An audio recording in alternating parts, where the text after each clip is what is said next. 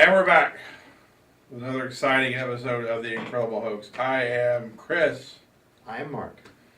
And we are coming to you live from the new and improved main cave. Yes. You know, we are nearing the end of a mile marker for the Trump presidency. Yep. If you follow the show, you know that I was pretty adamantly Trump. Mark was Ted Cruz. Right? Yeah, that's true. And then came on the Trump wagon, you know. Yeah, once it got down to yeah, Hillary and Trump. So we're nearing the 100. I'm saying that so people know where we're coming from. Right. That should instantly tell people where we're coming from. Yeah. So having said all that, we're at the 100 days. Do you have some thoughts on the first 100 days of President Donald? Well, now that he's to the end of 100 days, I always like to keep quiet for any president's 100 days. I think it's just every president deserves that respect and courtesy to give them a chance. And to be fair, when Obama was first president back in the day, yep, I did the same thing. He did the same thing. We weren't doing a show back then, but I know in our brothers we talk all the time. You were that guy. You gave him 100 days. So go ahead. Well, thank you. I'm just throwing that out there that you do what you say. Now, in Obama's second term, that goes out the window because it's the second term. Right. Yeah, at that point I was already on record. So but any president, W's second term, that goes out the window too. Same thing, yeah. It's just a carrying on of what he is. Yeah. All right, so it's grade time. Grade time. All right. Yes, I was a Ted Cruz supporter. That's absolutely true. Being the evangelical, I didn't call you out with that. No. I'm saying it might lead into where we're going with this. Well, yeah, that's why I said I felt it would like to set the stage for who you are. I'm sure because I'm evangelical independent, I'll frustrate left and right at different times. Yes. It's just going to happen. Right. Well, today I'm probably going to make a lot of Trump people mad. I would give him a D+. Wow. Because D as in dog? D as in dog. Plus. Dog plus, okay. Yes. He gets an A+ on his support for our ally Israel. Mm-hmm. Love what he's been doing there. Very strong. No gray area there. Love that part. So I have no issue there. My problem is messaging. Messaging. And also some of the people he hired have, for different reasons, were just not good hires. I did not want Michael Flynn anywhere near his administration. So for us not to get too much in the weeds, because we could go on for 20 minutes. I'm not going to do that. Just so to keep it short. Well, I think generalities are best for this show. Yeah, exactly. There was a couple of hires that I think came back to backfire him. So you take a hit on that. Right. Michael Flynn's number one on that list. And there's been more revelations still coming out of that. And then the messaging. The Twitter thing is like a good thing and a bad thing. Because on one hand, he gets his message out and he defends himself, but then at the same time, he hurts himself by saying things in kind of a hyperbole, and then they beat him up for 3 weeks on him talking about the whole wiretapping thing and the surveillance and all that. But he was right. But they got into a semantics war with the media, and it was just kind of like you can't ever win that war. And I mean, exactly, it's like, why are we getting into this? Why did you even make that statement until you were ready to go on record officially? Statements like that would have been better not to tweet that, because the media just beat him up. The only reason why they dropped it is because we bombed Syria. Because that was a story, which I don't have an issue with that. That was not a wagging. That was like such an overdue. That's one of the things I give him a thumbs up on. And just to be clear, I don't think that was a wag the dog. No. He bombed Syria. No. But I'm just saying, the truth was they were on his ass up to that point, and they finally dropped it. They needed to drop it after a week. By the way, they don't know this, so I'm just going to put it out there because I know you so well. When Mark uses certain curse words, I can tell he's getting frustrated. So when he said ass, I knew immediately, okay, he's getting frustrated. You just do. You do. It's not going to change. It's fine. It's not a bad thing. It's just I know you, so to me it's funny because like okay, he's getting frustrated. He used the word ass. Ass is one of your frustration words. It really is. I have them. Everybody has their little words. I just know you, so you said ass. I'm like, oh yeah, he's getting frustrated. Yeah. Well, at any rate, so I'm disappointed because Sean Spicer and Kellyanne Conway are, I don't think, very good at representing him. Yeah, I've seen less of her lately. And thank God. I think. Is that by design, I guess? I think some of it, yeah. Early on, she wasn't very good, and the whole alternate facts thing. A little muddy. Yeah, I think it would be real good at Midsummer. He replaced those two. That would be my opinion. Sean Spicer, yeah. Sean Spicer is absolutely terrible. It's 6 minutes. Let me jump in. Sean Spicer really is terrible. As a general rule in life, not just for politicians, but just even us regular Joes, don't use the words Hitler or Nazi unless you are actually talking about the historical figure Hitler and the historical political party World War II themed Nazis. Yeah.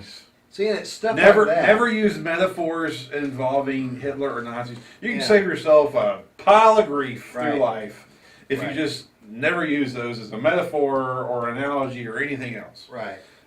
So Sean Spicer's Nazi thing was just that. I don't know how Trump didn't fire him like that day.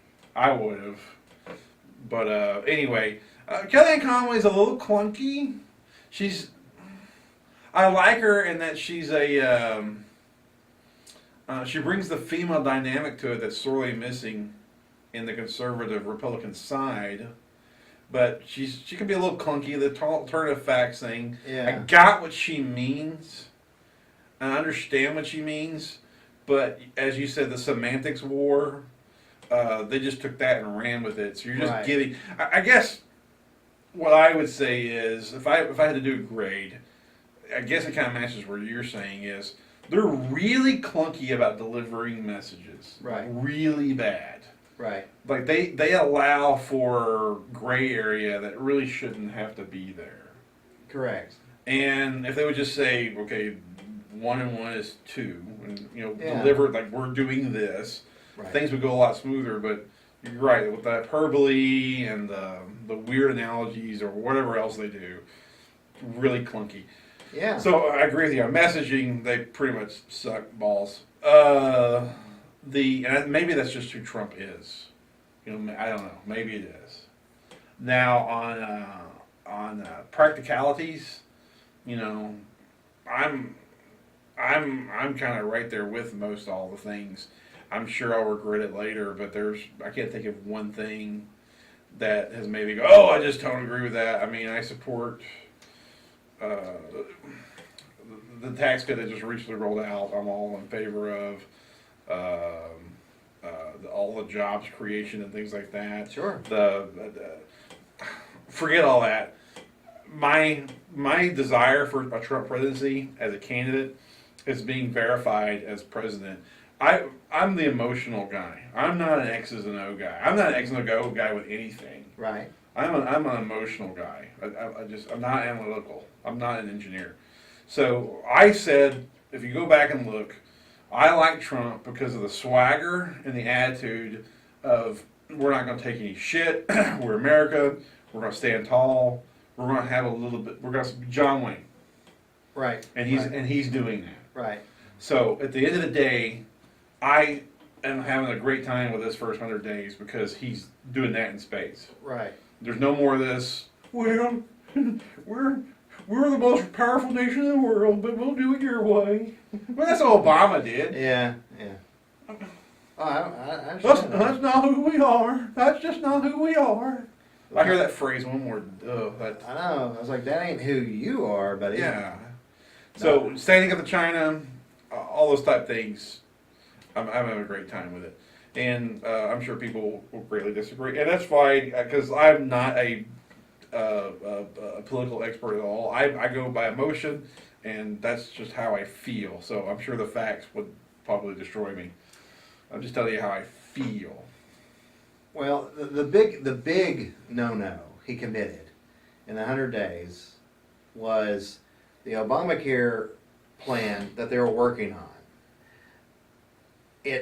They don't have the support for it, and it collapses. So they're like, okay, Your conservative buddies shot that to hell. we're not gonna do the blah blah blah. And then he throws the Freedom Caucus under the bus.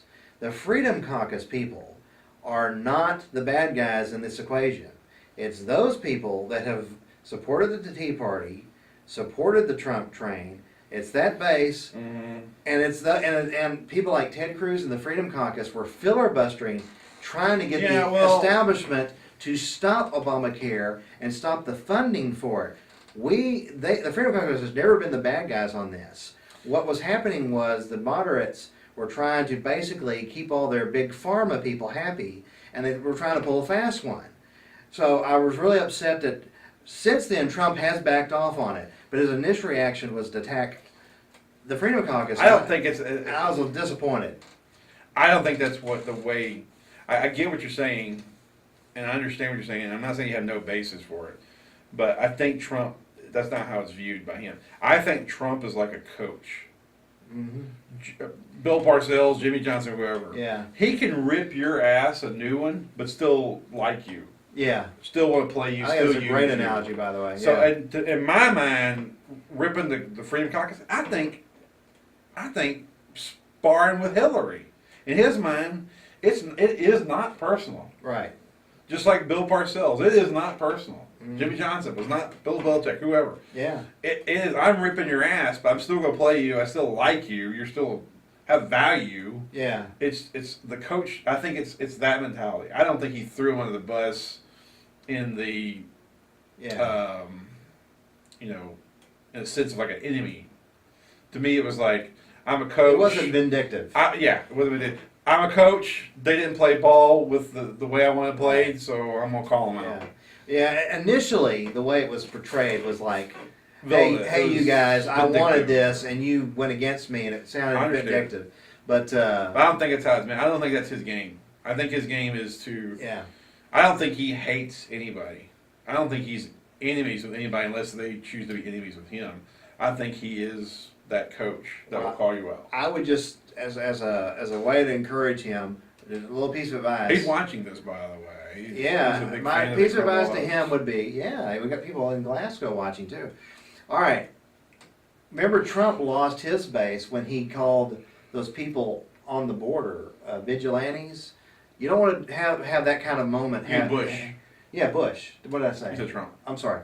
Yeah, Bush had that moment, and that really It hurt didn't work well. his second term. So you don't want a vigilante kind of moment here in your first 100 days. Well, yeah. Because we're the people that voted you in and are really wanting you to succeed. So. Well, I get what you're saying. I'm not saying I'm not saying there's not validity. I'm just saying that I don't think that's the way it's intended. I think he's a coach. Yeah, and I think you're right. It was messaging And sucked. again, we kept going to the message. But that's the Republicans' downfall, isn't it? Yes. Clinton, Obama, eloquent, smooth, like All honey, bullshit. honey on the ears. Total bullshit. Bush, Trump, It sounded great. clunk, clunk. Oh, it would only have a conservative or Republican, a smooth guy. I don't know if we'll ever get one in our lifetime. I'll be dead. I'll be long dead before we get one. Yeah, well, Reagan was he was it. he was a rare one. He was it. He's gone. That was our moment. All right. Speaking of moments that have Okay. long since passed, All right, we're way past. that's you.